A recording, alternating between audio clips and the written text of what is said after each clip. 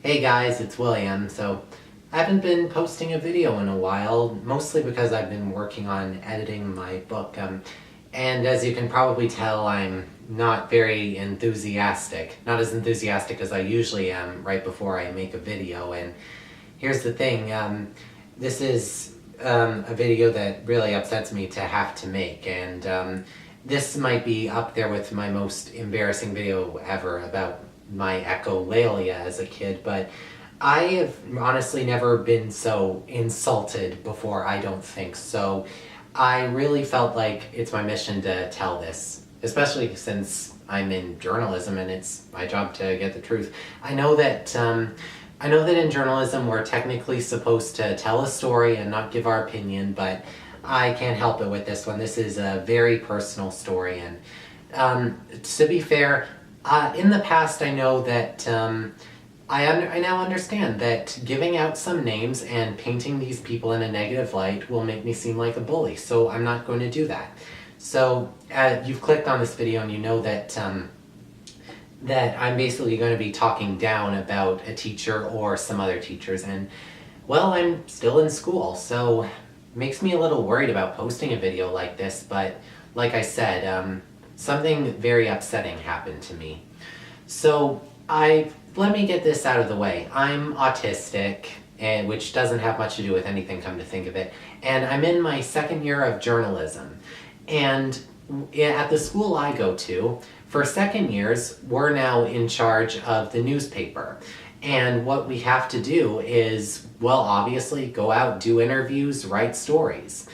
And we have to publish at least 5 or 6 per semester, so 10 or to 12 total. And yeah, I've been hearing some very interesting stories about some other graduates, like a certain guy named Travis. I know his last name, and I know I'm not going to be painting him in a bad light, actually. So his name is Travis Fortnum, and he's at CTV now. And he had published like maybe 24 stories.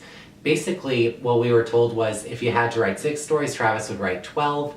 And one time he was walking around Oshawa and he saw police tape around a house. So he flashed his media badge that he had kept with him and his camera and asked around the authorities what was happening, and his story got published just shortly after. So the teachers basically paint Travis in this excellent light, and they encourage us to follow suit like him. So I've been trying my best to do so. You see, there was this walk, this AIDS walk, and it was taking place just last Saturday in Oshawa Memorial Park. And I'm with a type of fraternity. The point is, they were helping out with this walk and they needed a photographer. So considering I have my own camera, I volunteered, and I thought maybe there'll be a good story here. I had already done a story before, and I know that the first story is not due till October, so I know this would be a bit early, but I don't know, why shouldn't I at least try?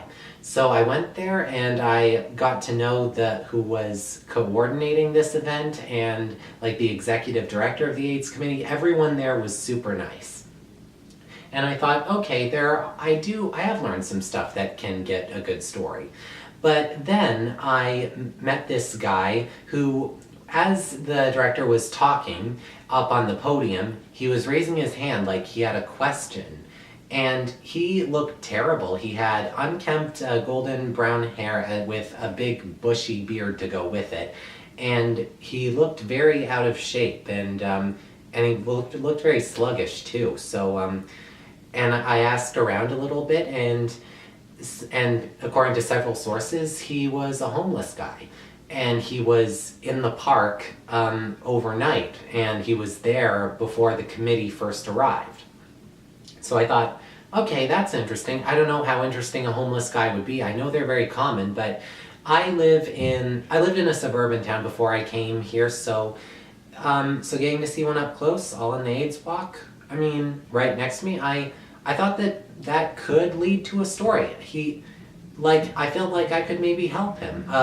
I was told that he was also given a shirt and some water But I felt like maybe I could get his name, get his story, and maybe I could write a story so that I could help set up a fundraiser to help him get better.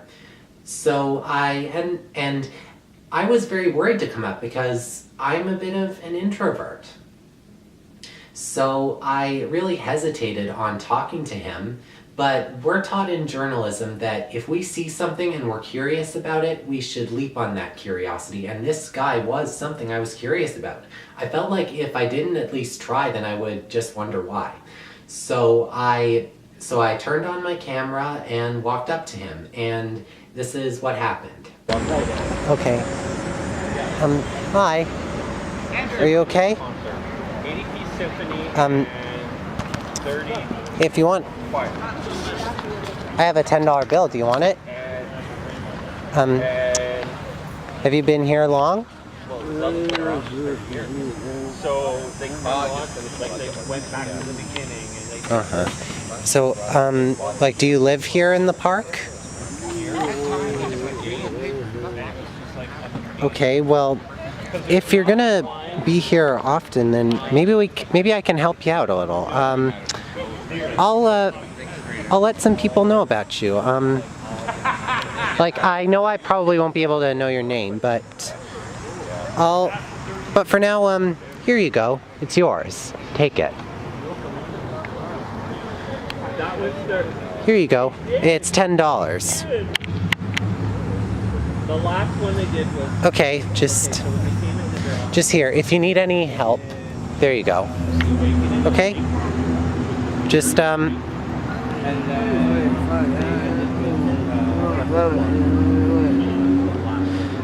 okay,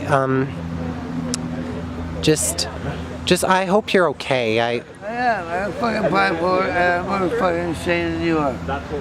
Okay. Quit trying to tell me what you can and can't do. Why did you do it all?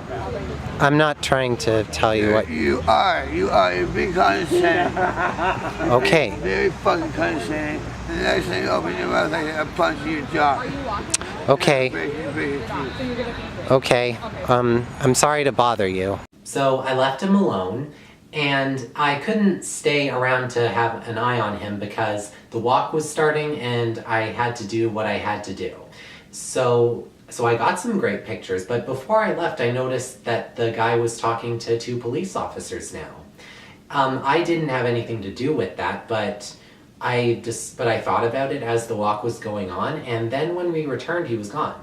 And several people said when I asked them was that he wasn't cooperating with the police because he was too intoxicated, so they called an ambulance and took him to the hospital. And like, I thought, wow, that's actually kind of unusual. I mean, I live in a place where not much newsworthy happens, so this was one of the most newsworthy things that I've ever been very close to, and considering that the guy was talking with police just a few minutes after I was done talking with him in the way he did, I felt connected to this story. I know that sounds kind of lame, but I felt like I had hit a small jackpot. It felt kind of comparable to the Travis Fortnum story. So, but I thought about getting his name, but then I learned that all hospitals have a privacy policy to not give out names to patients, even to the media, and that even police can't find out the name of a guy unless they have a warrant. And you know what? I fully support that because honestly, we live in an age that where people are starting to really crack down on tough journalists. And some journalists will release a story and really embarrass a guy. Like, I'm all for privacy because when I walk up to someone and ask to be interviewed, I don't want them to feel uncomfortable. I'm not for that. I am for finding out the truth, but I'm for finding out the truth in an honest light, that so that they won't regret talking to me. And I guess this video is taking a while for me to get to the point, so I'll get to the point soon enough. So I just got back from class, and you see, on Mondays from now on, we're going to be talking about all the stories that we have in mind. So I told my teachers about this guy, and they asked me, or like one of the teachers in particular, he asked me if I got any extra information about him, if I could, obviously, like, if I could find out more about him. And I explained the hospital's privacy policy out loud. And to be fair, I can understand that this was a story that I didn't have to work honestly that hard on. Like, I didn't have to do much research, if any at all. But I told them that I didn't actually want this to be one of the 5 or 6 stories. That would be a little lazy when it came to doing interviews, or at least doing research. But I wanted it in the paper because this thing happened and I was around and I stood up to my fears. But no, they said that they couldn't have it because there was not enough information, and just in a few seconds my idea went up in smoke. In fact, to add insult to my wasted opportunity, he told all of the class this during our lesson. He said, "Don't tell me an event happened. Tell me what happened at the event." And that's exactly what I did. If there was more information, I would have done my absolute best to get it. That's all that I could get. And that doesn't mean it's a bad story. In my honest judgment, not opinion, it's a good opportunity for a story, no matter how small it is. In fact, I did a rough copy of it on my computer when I got back, and it was about 300 words, my rough copy, so that's not too long, not too short, and it's just a nice little thing. When I get into a project, I can get very committed no matter how short or long it is. And then a few minutes later, when my teacher needed me to come up to ask him some questions, I decided to say this. I said, I'm actually very angry right now. I worked very hard on talking to that guy, and I feel that something very interesting did happen. And they said, "William," just like that. And this is what he said. "2 of us are talking right now." He mentioned him and me. He said, "One of us has been in the journalism industry for 35 years. One of us has not." And I looked at him incredulously. I couldn't, he did not just say that to me. That was the most insulting thing a teacher has ever said to me. And I've been in combat with some teachers in the past. It's not that I get bad grades. In fact, I get very good grades, but sometimes I don't take kindly to constructive criticism, especially when I feel like there's something that they missed and I'm taking the fall for it. But look, I had talked to this teacher to run this previous story, and he hates privacy. He doesn't want, he wants as many names to be out there as possible. Basically my first story was about this run, and the guy I interviewed wanted to be a bit anonymous, so he gave me a nickname. I fully understand that. If this was something brand new, and he didn't really trust me because he just met me, then that's something that I would do too. But then I had to go to the run and lay it on him that I had to get his real name, and that was hard for me. But the point is, he basically just said that I was a student and that I didn't know the journalism world yet. But honestly, I do. I'm not hopeless. And I've been studying journalism for a while. I've watched the news, and there are several stories that don't have names. And I've read several stories. In fact, I live in the Kawartha Lakes. Well, I lived there before I came here to college, but I still have a bedroom there. And I read a story about how the public school that I went to from kindergarten to grade 8 was burglarized. And it was just 100 words. it explained that at midnight one time, some guys were able to break a window and steal some stuff from my public school, and police didn't have any leads yet. That was published, so why would a story about some homeless guy that I have footage of and pictures of the police talking to and him being rushed to the hospital because he was intoxicated, how is that not a suitable story to be published, at least on page 20 whatever? I reminded him of the privacy policy, and he said, even though like all the hospitals do it, it's not my fault there's a privacy policy in place. He said that if there's not enough information, then he can't run a story. He basically said that this wasn't a story. He basically said that a proper story would be one where I find out where he's from, I find out how he got to this certain place. And when we were also in class talking about this girl who had to leave the college because she was sexually assaulted, they had a picture of her, but they blurred out her face, which I completely understand and fully support. And they explained how she grew up and how things came to her being assaulted and what she's doing now. And I get that. That's a good story. And that was his defense, actually, behind the way that my story was either incomplete or too short or not a story at all. But here's the deal. I read this book called Confessions of a Shopaholic. I saw the movie first when I was like 10 years old. And I know what you might be thinking. That's fiction. Well, I've been a book reviewer for 3 years and counting, loud and proud. And every book I've read, every book, has some sort of truth or connection to the outside world. And you see, Sophie Kinsella, the author, was a former financial journalist.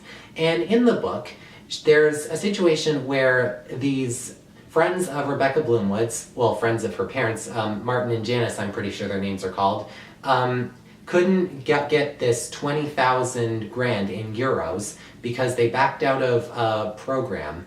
But the thing is, the bank had suggested that they withdraw 2 weeks before. And Rebecca found out about this and decided to write a column about it. The next day her story was published, and her ex-crush Luke Brandon had called her infuriated, saying that it was a tawdry and libelous piece and that it was maybe too inconvenient of her to get the other side. The thing is, Rebecca tried to get the other side, but she was ignored. So it was published anyway, and it actually made a big impact in the story. And so my point is, sometimes journalists just can't get all sides of an argument, or sometimes they can't get all the layers of a story, and it's not their fault. If Rebecca was denied the ability to write this piece, then nobody would have found out about how Martin and Janice got ripped off. And it would have just been all around unfair. My point is, like, I have a picture of this guy and a video of him. Maybe someone will recognize him if I put this online, which I am as I'm doing this YouTube video. But how can I do that if I didn't have a blog and if my teacher just said no because I don't have enough information to do what in his eyes is a full story? The point is, I walked up to that guy. It was hard walking up to him. And as I showed in the video, he threatened me a little bit even too. And I'm not going to get anything from it. I don't know if many journalists get kicked in the back like this, but yeah, I'm angry. And I know that it can sometimes be a mistake to post a video when I'm angry and haven't had a chance to calm down, but this is a story that I care about. I don't want people to try their best and stand up to their fears for nothing. If someone even has a tiny story, I feel like it can be included in a newspaper. I feel like it can get published if they put in the effort, and I feel I put in the effort. And this isn't the first time that I've been, as I said, in conflict with teachers.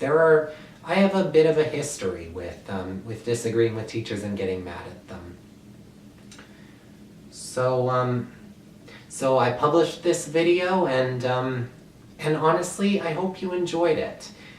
And I feel like I had to do it.